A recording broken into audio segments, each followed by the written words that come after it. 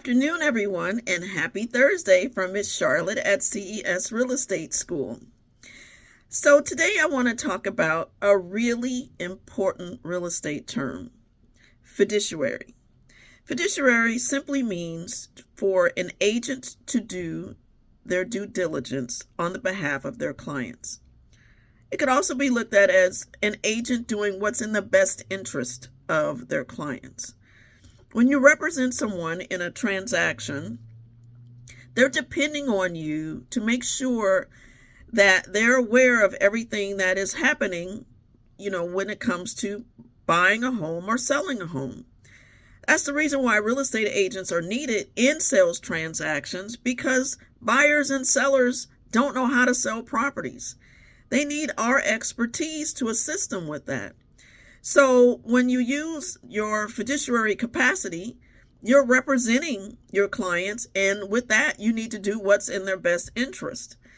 Sellers, when they put their properties on the market, they have no idea of the disclosures or the level of disclosure that needs to be given to a prospective buyer.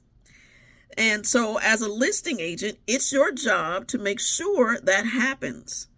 The seller needs to disclose not only information that they readily know about the property, but they also need to disclose information that's out there about the property that they personally may not know. And so as a listing agent, you would obtain additional information, maybe from a third-party company. For example, a natural hazard disclosure. That is a requirement of the seller to disclose to a prospective buyer. But they wouldn't know where to get that form from or that report from. You, as the listing agent, would have to provide that resource to them. Properties that have room additions that may or may not be permitted. You, as a listing agent, would ask the seller, is this room addition permitted? If so, can you provide me with that so I can give that information to the buyer? All known material facts must be disclosed to a prospective buyer.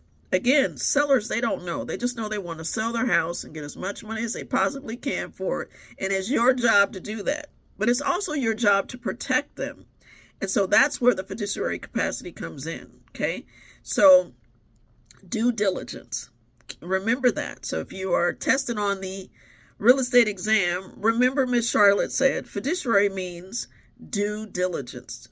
Do what's in the best interest of your clients. Now, let me flip to the buyer side before I finish. In a fiduciary capacity for the buyer, again, you're going to do what's in the best interest of the buyer. So one, you want to make sure that your buyer is fully informed about the property, which means you need to get all of the do the fact finding, collect all the data for the buyer to review so that they can decide whether or not if this is a good property for them to purchase. And also, be fair with the buyer. So don't coerce someone to purchase a property because you need to collect a commission check. That's not due diligence, and that is not acting in a good fiduciary capacity. You want to make sure, again, that you are honest and fair in your dealings with your buyer.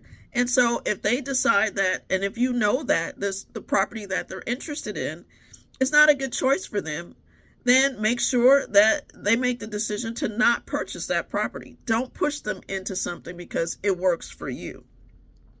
So on the buyer side, fact finding. Make sure the buyer has all of the reports that they can review, so to make sure that they're well informed about the decision to purchase the property. So get the disclosures. If there are things about the property that your buyer brings up, like for instance, again, I'm going to go into a room addition. Make sure that the buyer is aware that there are permits, there are not permits. Whatever the case is, again, make sure your clients are informed. Now, one more thing. As real estate agents, again, we have to do the fact finding. So know what the city requirements or county requirements are when it comes to transferring properties. What I mean is know what the point of sale ordinances are in the town you're working in. Okay. So for instance, in San Pablo, in order to sell a property, the property must undergo a residential health and safety inspection prior to the transfer.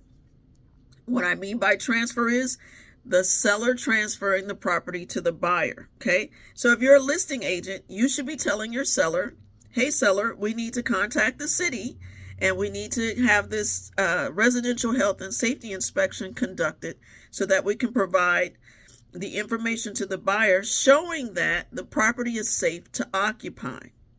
If you sell a property without getting this inspection taking place and the buyer is not aware that this should have been done, the buyer can be responsible for repairs that need to be made on the property if they purchase it and the city later finds out that there's work that needed to be done prior to the transfer. So it's really important, listing agents and buyers agents, that you do your due diligence to protect your clients for future issues. Okay, so it's our job. That's why they need us. That's why you have your real estate license, to help buyers and sellers to go through smooth transactions and to be well informed.